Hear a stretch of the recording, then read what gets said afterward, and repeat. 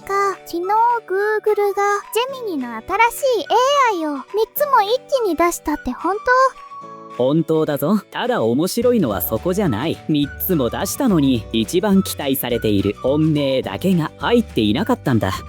本命抜きで3つ。それって私たちが使うジェミニに関係ある話なの？大ありだ。君が普段無料で触っているジェミニはまさに今回更新された側だからな。何が来て何がまだ来ていなくて次に何が控えているのか、今日はそこを整理するぞ。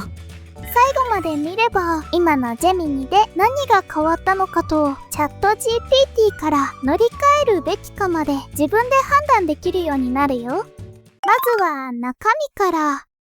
7月21日に出たのはこの3つだ。まずジェミニ 3.6 フラッシュ。これが日常使いの新しい主力になる。見事に名前が全部フラッシュだね。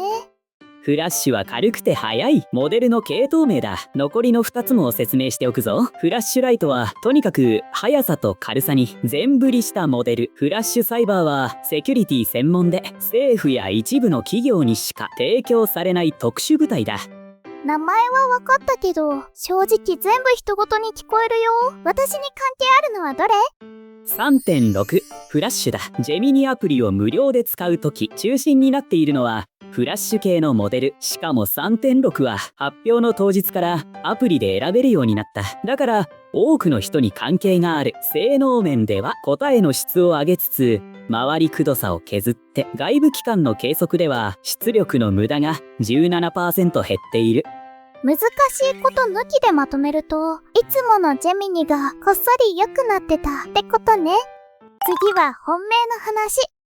それでさっきの入っていなかった本命って何のことだったの？ジェミニ 3.5 プロだ。フラッシュが日常使いの相棒ならプロは難しい仕事を任せる最上位モデル。 Google は当初6月に出すと宣言していた。6月、もう7月が終わっちゃうよ。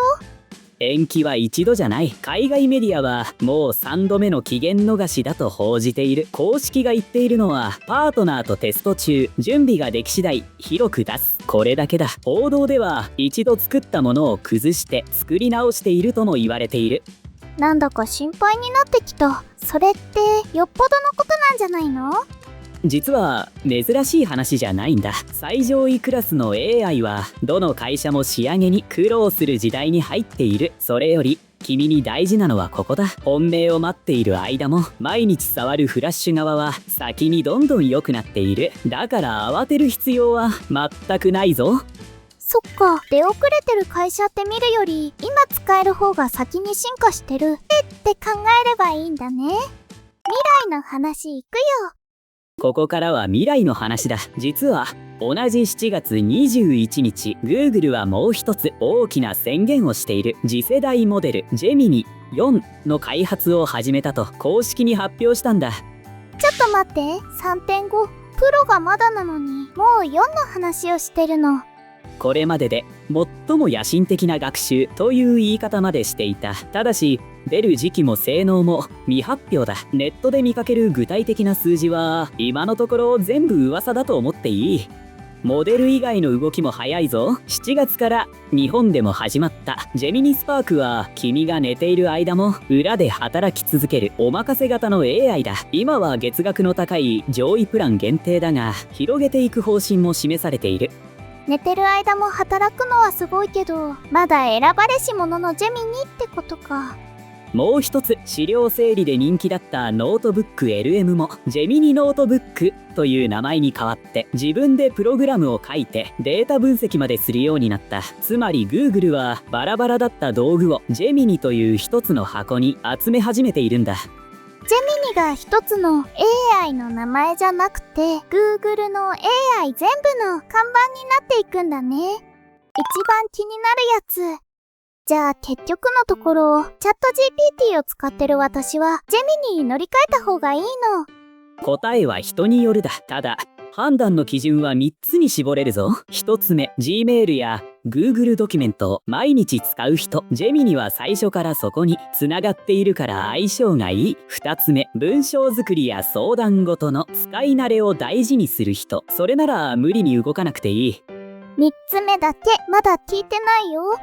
3つ目の前に実際に使っている人の声だ。 Google のアプリとの連携が滑らかで、ファイルの扱いは上という高評価がある。その一方で時々自信満々に間違えるという声も根強い。だから3つ目の基準は、どちらを使うにしても大事な情報はそのまま信じないで裏を取ること。頼りになるほどここを忘れがちだからな。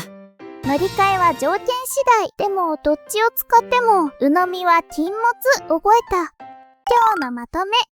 今日のまとめだ。ジェミニは今本命のプロが遅れる一方で、みんなが毎日触るフラッシュ側が先に進化している。話題を待つより手元のジェミニを触るのが一番美味しい時期なんだ。ニュースだけ追いかけてると振り回されるけど、自分で試せば一発だもんね。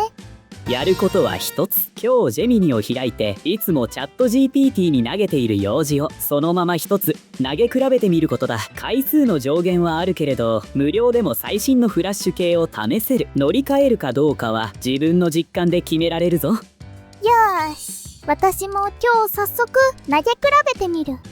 最後までご視聴いただきありがとうございました。チャンネル登録と高評価お願いします。リクエストがあったらコメントで待ってるよ。メリノちゃんでした。